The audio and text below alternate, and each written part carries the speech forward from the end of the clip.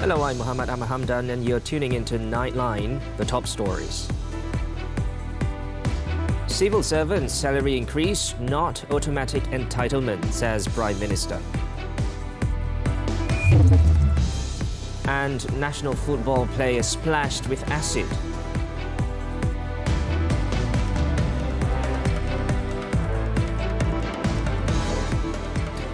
Good morning. National football player Faisal Halim suffered second-degree burns on parts of his body after he was splashed with acid at a shopping mall in Damansara, Petaling Jaya on Sunday. The national winger, who is currently being treated at a private hospital in Petaling Jaya, is reported to be in stable condition. Selangor Police Chief Datuk Hussein Omar said the police were alerted to the incident from members of the public at 5:51 p.m. He also said authorities are investigating the case as well as tracking down the assailant and urged those with information on the case to contact the Petaling Jaya District Police Headquarters. News of the acid attack on Faisal, who also plays for Selangor FC, also reached Sultan of Selangor, Sultan Sharafuddin Idris Shah. In a posting on the Selangor Royal Office Facebook account, the ruler, who is the Selangor FC patron, condemned the attack and demanded the police to immediately investigate the incident. It was reported that Faisal suffered burns on several parts of his body, including around the neck, shoulders, arms and chest. This is the second incident involving a national footballer after Terengganu FC TFC winger Akia Rashid suffered injuries to his head and leg after being attacked by two robbers in his housing area in Kuala Terengganu. His assailants also made off with his wallet and phone.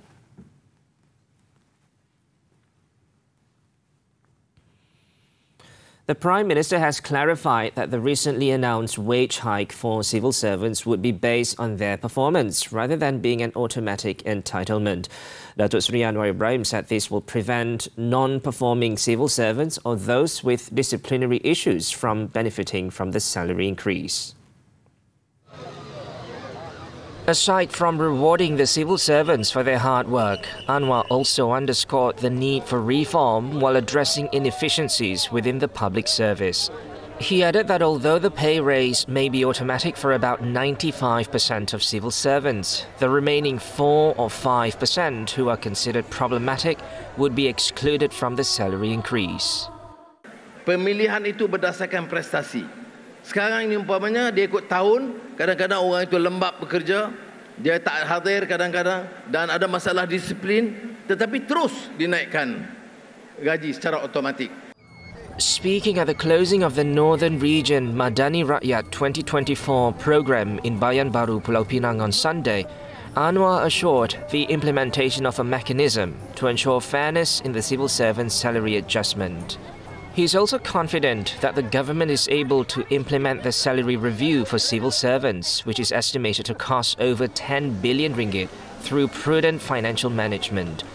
On Labour Day, the Prime Minister announced a more than 13% increase in civil servants' remuneration. The salary increase, effective December 1st, is among the highest in Malaysia's history, with the last revision occurring 12 years ago.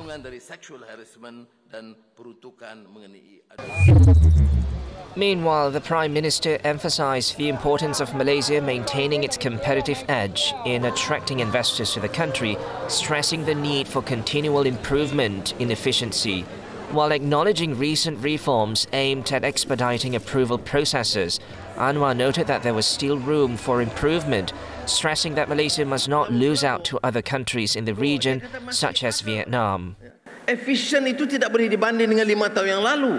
Efisiensi itu, itqan fil amal itu, mesti dibandingkan ketimbang keupayaan negara-negara lain meluluskan.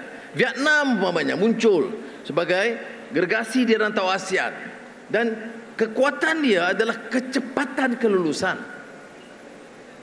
dan dalam beberapa aspek mengalahkan kita. Saya tidak rasa Malaysia harus kalah dari segi efisiensi. Giving an example, Anwar cited how Saudi Arabia's Crown Prince and Prime Minister Muhammad bin Salman had approved in principle investments from Saudi renewable energy giant Aqua Power, which has expressed interest in investing $10 billion in Malaysia over the next 10 years. Anwar also urged continued reforms across all sectors, emphasizing the need for swift approvals and efficient operations in seaports and airports. Saya beri contoh, kalau sudah tunggu 2 jam di lapangan terbang New York, orang tak jadi masalah sebab New York tu jadi satu attraction yang besar di dunia. Tapi kalau 2 jam di Pulau Pinang atau di Kuala Lumpur, KLIA, orang tidak akan maafkan. Sebab tu saya tentunya mengambil keputusan seperti mana rakan-rakan jemaah menteri mengatakan bahawa semua langkah yang perlu diambil dan jangan bagi alasan-alasan remeh kerana orang tidak dapat bersabar dengan taraf inefisiensi dalam servis. Now, Anwar also announced that the Perak government has agreed to supply water to Pulau Pinang through the Kurian Integrated Green Industrial Park to Seberang Perai, which would help resolve the water woes faced by Penang residents. The Prime Minister stated that the matter was agreed upon by the Menteri Besar Datuk Seri Searani Muhammed and also received the consent of the Sultan of Perak, Sultan Nazrin Shah. Kita menerima berita baik kerana Tuanku Sultan Nazrin Perak dan Kerajaan Negeri Saudara Datuk Seri Syarani bersetuju untuk menyediakan bekalan air dari Sungai Perak dan mengalir melalui Krian, industri hijau Krian, dan sekurang-kurangnya ke Seberang Perai. Fasa pertama akan sampai ke Seberang Perai, masuk Nibung Tebal dan Sungai Bakam. Anwar said the agreement bodes well for Kurian, which is set to host the large-scale green industrial park, adding that resolving the water supply issue is important as international investors are looking to invest in renewable energy. Both states have previously held a few rounds of talks, but they resulted in a stalemate as Perak insisted that it needed water for its own population. Previous Perak governments had also offered to sell treated water, which was refused by Pulau Pinang. The Domestic Trade and Cost of Living Ministry, KPDN, will ensure stern action in its enforcement against products in the market that are tied to boycott campaigns against palm oil. Its Minister, Dr. Armizan Muhammad Ali, stressed that all quarters should be defending the palm oil industry as it is a significant contributor to the country's economy.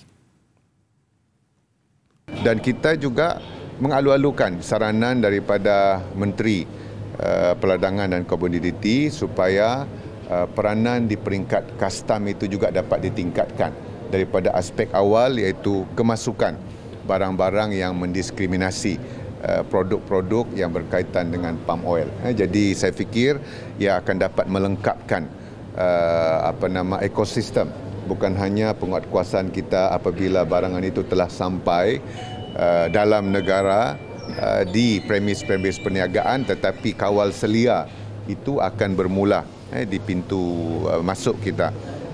Armizan said this during an open house celebration in Bandar Baru Bangi, Selangor on Sunday. On Friday, Agriculture and Commodities Minister Datuk Seri Johari Abdul Ghani issued a stern warning to retailers, importers and distributors in the country against selling, distributing or importing products which are tied to the boycott campaign against palm oil.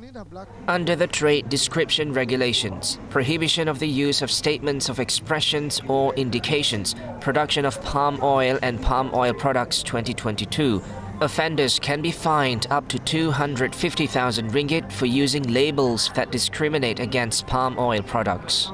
The warning came following a recent raid by KPDN on a convenience store in Putrajaya for allegedly selling ice cream with the words "no palm oil" on the product's packaging. In another development, Armizan said that the names of subsidized cooking oil repackaging companies identified to have engaged in malpractice related to the controlled goods will be revealed once the full report is received. Namun pengumuman secara lengkap itu kita akan laksanakan kemudian mengambil kira apa bentuk-bentuk penambahbaikan yang akan kita lakukan.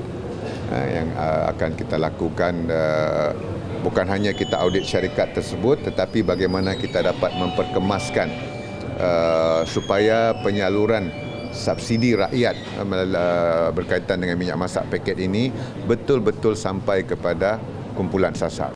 On March 10th, Armizan said the ministry would disclose the list of companies involved in the misappropriation of subsidized cooking oil, which has disrupted its distribution in the market.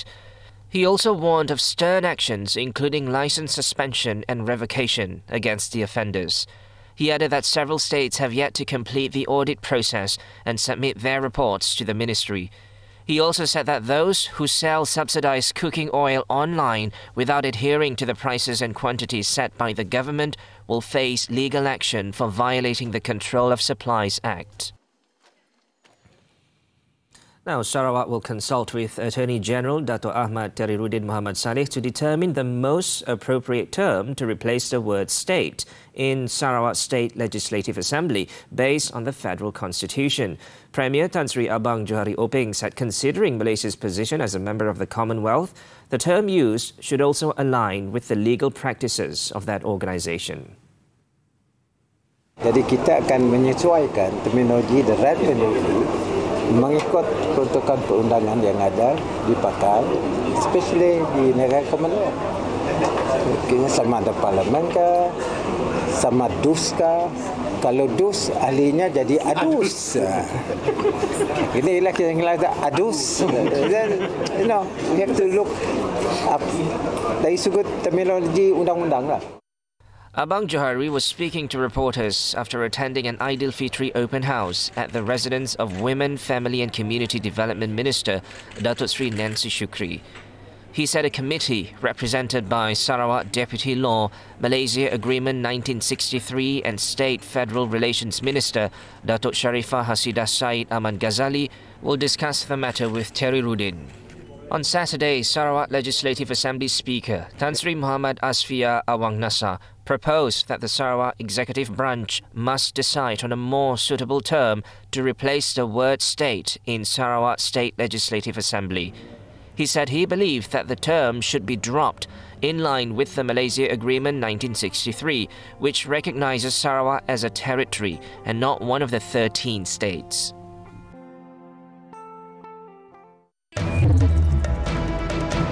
Man dies after crashing car into White House gate. News from the foreign front when we return.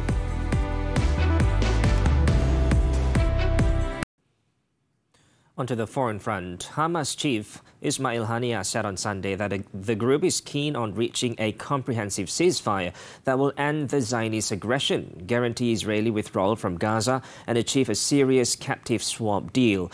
In a statement, Haniyeh also blamed Israeli Prime Minister Benjamin Netanyahu for the continuation of the aggression and the expansion of the circle of conflict and sabotaging the efforts made through the mediators and various parties. Earlier, the Hamas delegation arrived in Cairo to continue the truce talks with Egyptian and Qatari mediators with a determination to reach a deal, but not at any price. However, the negotiations were facing challenges because the Zionist regime refused to commit to a comprehensive ceasefire. As the latest talks were underway, Israeli planes and tanks continued to pound areas across the Palestinian enclave overnight, killing and wounding dozens of Palestinians.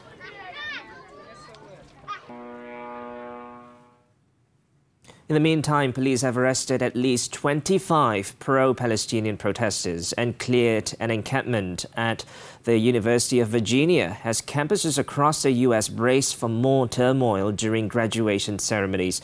Tensions flared at university's campus in Charlottesville on Saturday when police officers in riot gear moved on an encampment on the campus lawn, cuffing some demonstrators with zip ties and using what appeared to be chemical spray.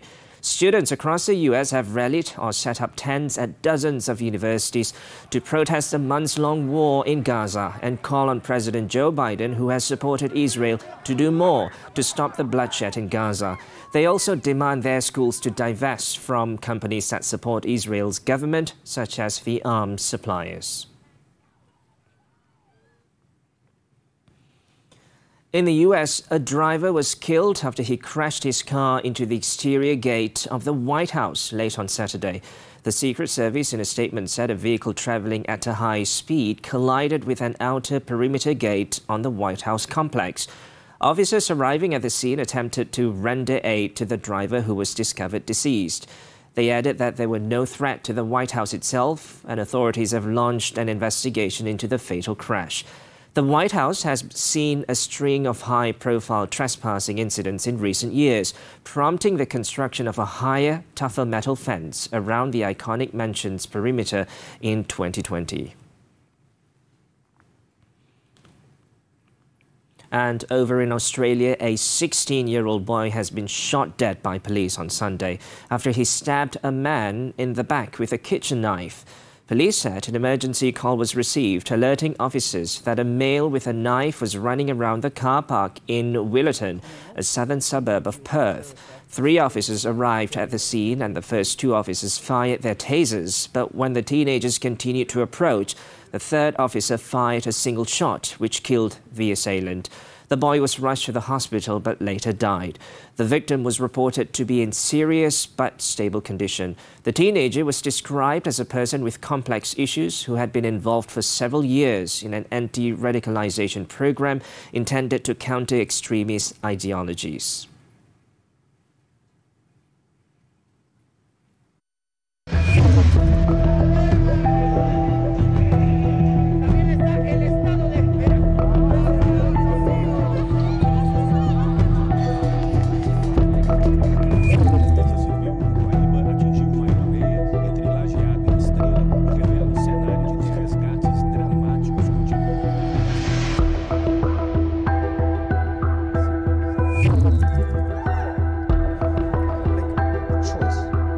General election, and I think across the East Midlands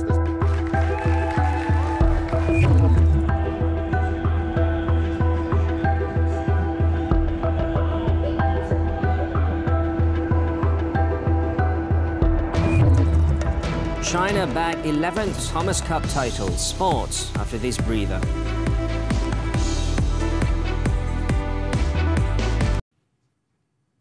We're back with sports. Badminton, the 2024 Thomas Cup. China's men's squad successfully claimed their 11th title after beating 14-time champions Indonesia 3-1 on Sunday evening.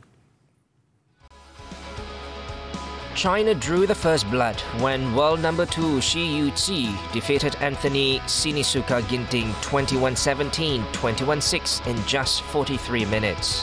Liang Weikeng Wang Cheng then extended the host lead after a hard-fought 21-18, 17-21, 21-17 over Fajar Alfian Muhammad Rian Adrianto. Indonesia, however, pulled one back when Jonathan Christie fought his best to beat Li Shifeng 21-16, 15-21, 21-17 in a match that lasted for 77 minutes. In the second doubles, He Jiting and Ren Xiangyu sealed China's 11th Thomas Cup title by defeating Shohibul Fikri and Bagas Maulana 21-11, 21-15. With this win, China regained their status as the top badminton nation in the world by winning both men's and women's titles at the Thomas and Uber Cup finals. Still on badminton, the 2024 Uber Cup, China's women's squad successfully clinched their 16th title as they blew away 3-time champions Indonesia 3-0 in the final on Sunday.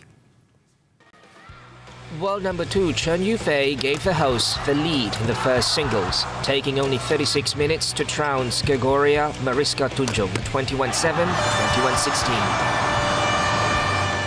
Chen Qingchen Jia Yifan then extended China's lead with a 21-11, 21-8 victory over Siti Fadia Silva Ramadanti and Ribka Sugiarto. In the second singles, He Bingjiao had to dig deep before edging 21-year-old Esther Nuruni Triwardoyo 10-21, 21-15, 21-17 in 69 minutes to clinch the third and winning point. It was China's first Uber Cup triumph since the 2020 edition in Aarhus, Denmark. Despite the loss, Indonesia can still take heart from their achievement of reaching the final for the first time since the 2008 edition in Jakarta. Moving on to football, the Dutch Eredivisie PSV Eindhoven sealed its first league title in 6 years and the 25th in its history by beating Sparta Rotterdam 4-2 at home on Sunday. Abemli Mitosilu put the visitors in front just inside 8 minutes with a scorcher. The hosts pulled one back 11 minutes later thanks to an own goal by Said Bakari before Johan Bakayoko fired home Luc de Jong's brilliant cutback to make it a 2-1 for PSV. Rotterdam did not hold back and found the equaliser 3 minutes later through PSV centre-back Olivier Boskali's own goal. However, Boskali made up for his error and restored PSV's lead in the 67th minute with a superb volley before Jordan Teze put the game to bed when he calmly slotted the ball past Rotterdam goalkeeper Nick Ole, sealing the 4-2 win for PSV and the league title. It's a first league title for coach Peter Bosz and has been achieved in style with 28 wins in 32 games so far. Lastly, on to tennis at 2024 Madrid Open, Iga Świątek claimed her maiden Madrid title and her third major tournament victory of the season after beating Aryna Sabalenka in the final on Sunday. In a tight match, the Polish world number one claimed the first set 7-5, but Sabalenka fought back in the second set to win 6-4. Świątek crawled her way back in the decider as she outplayed the Belarusian world number two 7-6. Świątek's achievement makes her the youngest player to reach 20 titles since Caroline Wozniacki in 2012.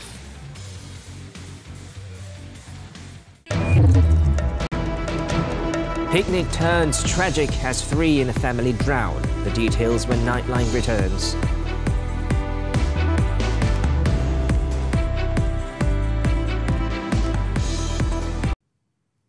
Thanks for staying with us. In Selangor, a father and 2 of his children drowned during a family picnic outing at Sungai Balak near Batangkali on Sunday. State Fire and Rescue Department Director Wan Mat Razali Wan Ismail said that their bodies were found at 1:35 p.m. following a brief search after the department received a distress call at 1:09 p.m. A team of 12 personnel from the Kuala Kubu Baru Fire and Rescue Station, assisted by the Shah Alam and Port Klang Water Rescue Team, were dispatched to the location of the incident. The 3 victims were identified as 41-year-old Arif Fadzil Abdul Saleh, his 9-year-old daughter Dania and 6-year-old son Abdul Malik. Their bodies were recovered about 30 meters from the spot they were last seen. Hulu Selangor Police Chief Superintendent Ahmad Faisal Tahrim said the incident happened when the man had attempted to save his daughter who slipped into the river. At the same time, the man's son, without the knowledge of his mother, also jumped into the river. All 3 victims were confirmed dead by medical officers at the scene. Their bodies were then taken to the Kuala Kubu Hospital for post-mortem.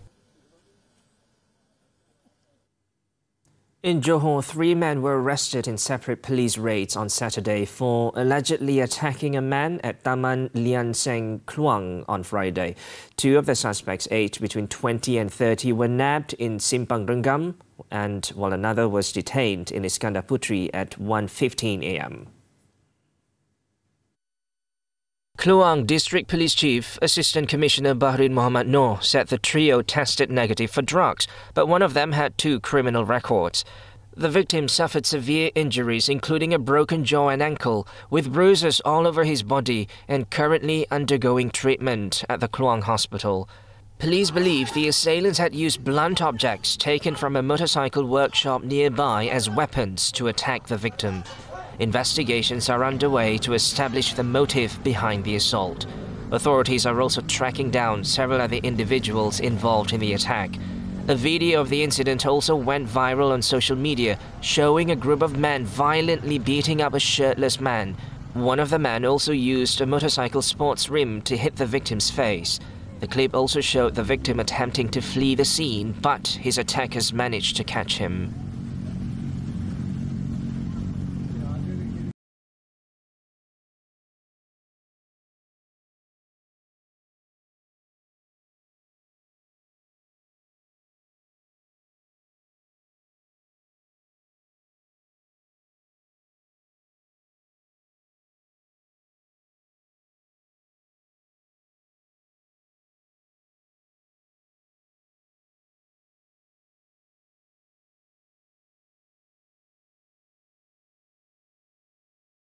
And that wraps up this edition of Nightline. We leave you with visuals of Star Wars enthusiasts in Chile's capital, Santiago, marking International Star Wars Day on Saturday by dressing up as their favorite characters from the international movie franchise. With that, I'm Muhammed, and thanks for tuning in, and may the Force be with you.